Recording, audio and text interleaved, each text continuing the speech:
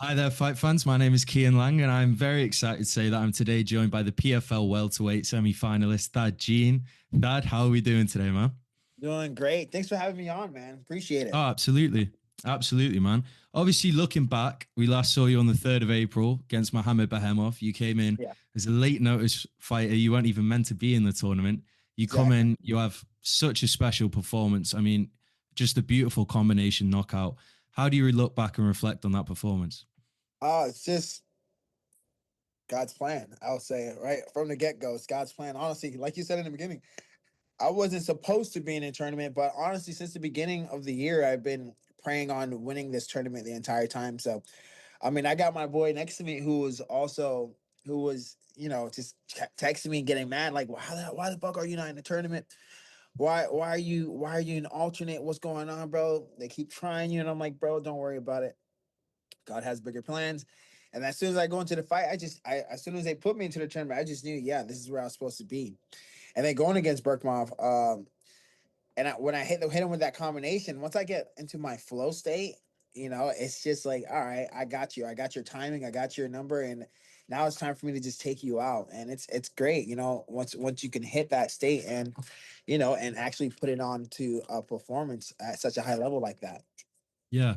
And do you think sometimes it feels to me as though people are so quick to focus on your physical attributes, they almost forget about your how good you are mentally as a Yeah. fighter, how intelligent you are. Do you think that knockout showed that? I mean, it was set up beautifully.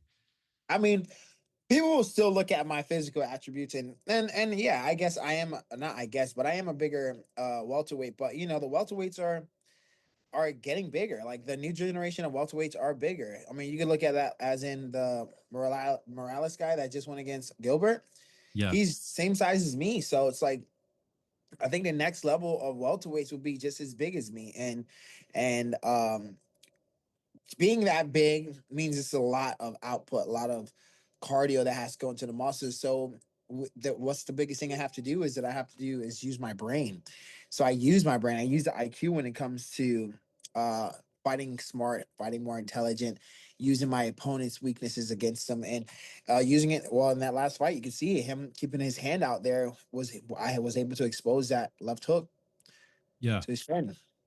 And obviously after the fight, we saw you have a great face off with Jason Jackson. Yeah, It seemed to start quite calm and respectful and then eventually ended in a push from him. Do you think that maybe showed signs that you might be in his head a little bit? I'm definitely in his head. Come on, brother. I'm definitely in his head. It's easy, when you're the up and comer and you have nothing to lose to get into someone's head who's been there for who's a veteran, who's been there, who has the credentials, and all credit to him. He does have the credentials, but it means nothing to me. It means absolutely nothing to me. I'm putting in the work. I'm studying. I'm doing everything that I have to make sure that I come out on top. Yeah. And looking ahead to this matchup, do you think there's certain weaknesses, obviously without giving away any game plan? Do you think there's weaknesses in his game or do you think this suits you stylistically? I think it will expose more of my game. I would say this fight will expose more of my game, more of my mixed martial arts game. To not give out too many details, it'll show people that I'm more well rounded than I let on. Like I said, I'm just addicted to knocking people out, but it is an MMA world, so we'll see what happens. And obviously, June 12th in Nashville, I mean, main event in your first PFL main event. How proud of a moment is it for you? And how excited are you to get out there and show the world what you can do? You know what? I'm so grateful, honestly, dog. It's honestly again in the beginning of the year, I was just trying to get on the main card. I was just trying to get on the main card. Starting off, I'm in the preliminaries. I'm starting the card off, or second fight in, and it's okay. I'm happy to get a fight, But it's like, bro, I'm bringing the fans. I'm bringing the crowd. You're hearing Silverback, Silverback, Silverback every single time you go to one of the fights live. I mean, if you tune into this fight, when you tune into this fight, I should say, you're gonna hear that Silverback Nation go crazy, and it's like, finally, Yeah. I'm at the main event. Finally, I'm the headliner for one of these fights. And I think once I defeat and dominate Jason Jackson, it'll only be headliners or co main events from here on out. No doubt. Yeah. So it's And I this is think, great explosion. yeah. And I think the incredible thing about you to me as a fighter is that at just 26 years old, which is for a guy in this sport, it's still young. You're nowhere near your prime, Yeah. which is a scary thought. But you have such confidence within yourself and within your abilities. Where do you think this comes from? Honest answer is God. Mm, Jesus. Yeah, it's like there's so many if you read the Bible, there's um so many verses, and because I believe the Bible wholeheartedly, it's like how can you be afraid when you put in the work, you put in the time and the effort, you actually do what you have to do, you actually put the puzzle, well, you actually set up the puzzle the way it's supposed to be. Once it goes to showing off the puzzle or the pieces that you've already connected, you can't go wrong. You can't go wrong. One of my favorite verses is uh I am the Lord your God who takes a hold of your right hand and says to you, do not be afraid, for I will help you. And it's mm, like when I hear a verse like that, it's like you're trying to cross the street with your father. And the first time you see these cars going past you, zooming, zooming, zooming, you're a child, you're like, oh, I mean, you're a child, but you still know danger. You're like, this is dangerous. I don't know when to go. And then you look to your right and your dad grabs your right hand. And then you're just filled with what? You're just filled with assurance that, hey, I'm going to be good. My dad's going to take me across the street. And you just have no worry left in your body. So it's the same thing when going into the cage and doing all these things. It can be scary. It's a fight. But once I just let go and let God, I'm good. I'm chilling again. I'm ready. I'm like, all right, whatever. It's just another day. It's just another sparring. That's all it is. that's an incredible mindset to have, man. And I think it's part of the reason that you seem to have this fan base and you seem to be so well loved by the mixed martial arts crowd. I mean, you saw that last card, it felt like there's maybe bigger names going into it. There's more experienced guys, but it felt like you had the biggest pop that night. You had the Yeah. biggest reaction when you got on the mic. How good does that make you feel to know that whatever you're doing is translating to the crowd? Oh, it's a blessing, bro. Again, another blessing, honestly, because it's no, because like you say, it's the confidence that I portray is not, people who can understand me and people who can relate to me do not see that confidence as arrogance, because at the same time they know me, they know the work that I put in, they know that it's not just I'm talking out of my ass. I'm going out there and I'm also performing as well to the best of my abilities, and I'm pulling it off. I'm pulling it Yeah. off.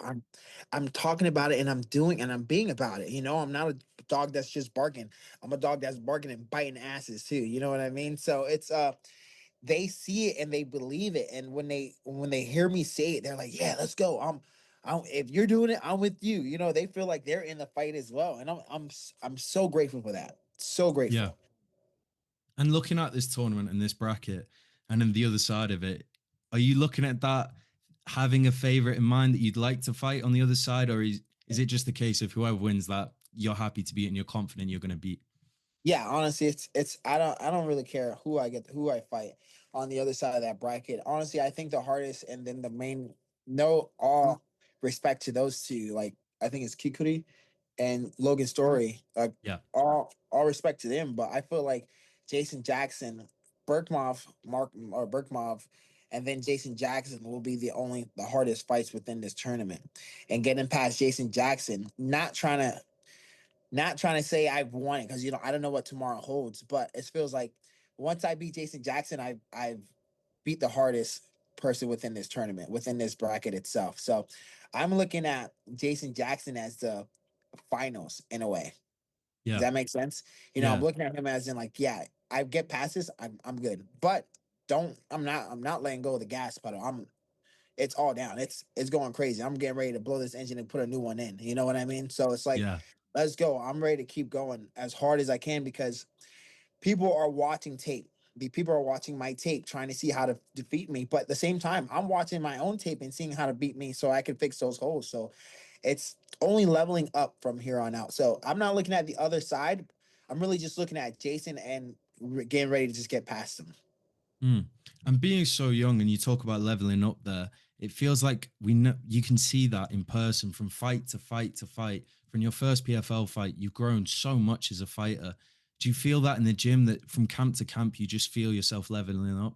Oh, every single time. And you know what it is? It's like every opponent I face, within the gym and outside the gym, within the fight, within the cage as well, I'm taking on a little bit more of what they got. Like, Yeah. what is their skill set that I like from them? What did I like from that person? All right, let me take that and make it my own. You know, Yeah. and that's the experience that I say people have. I would say that people have, but most people don't think of fights like that. They are so hard headed and think, oh, only my way is the best way. It's like, yeah, your way is the best way, but they're at the same level that you're at, and they're there for a reason. So pick off of them what you can take, and that's exactly what I do. Like, so my last opponent, well, not my last opponent, but Chris Brown before, he was one of my favorite fights, just because of how versatile he was on being able to just move so elusively, and from that fight, I just took relaxing his body is just he was just able to relax, and I've took up yoga. I took up Right. yoga to just, yeah, literally just for that, just to be able to relax my body and to be able to spring and throw kicks from at any angle, because I want my hips to be ready to do it. I took Mm. up yoga just because of that fight for Berkmob. I like the way he wasn't able to do it, but I was watching him in his past fights and how he's able to work his ground game from his back so well. So what did I do from there? I starting off. Well, jujitsu was always my base when it comes to uh, grappling. That's what I started off doing first. But I started putting myself in the worst positions and being able to be dangerous off my back. He's dangerous off his back. This is what I want to learn. How do I get dangerous off my back? And you saw in the fight when he went to go take me down the first time, immediately it was a guillotine sunk. Yeah. Yeah, you can take me down, but only if I allow you. And if I allow you to take me down, you're in danger. You know what I mean? There's no if I don't want to go to the ground, I wholeheartedly believe I'm not going to the ground. So it's being smart and humble enough to know that every opponent that you face has something to offer that you can gain from in this fight game. And that's how That's I level up. incredible. Yeah, it's incredible, man. And just finally from me, and I can't thank you enough for your time today. Do you Thank have you, a brother. final prediction going into this one? How do you think this one goes? You know what, man? I don't want to say too much, but I want to tell you it doesn't go past 2 rounds. That's it. I Mm. win. It doesn't go past 2 rounds. That's Well, what I there say. you go, man. All right. It doesn't go past 2 rounds, but I win this by a domination. Well, I'm very excited to see it, and I can't wait to see the fight, man. Thank you so much Yeah, for your man. time today. It's Appreciate you, been a Keon. pleasure. Appreciate you, brother.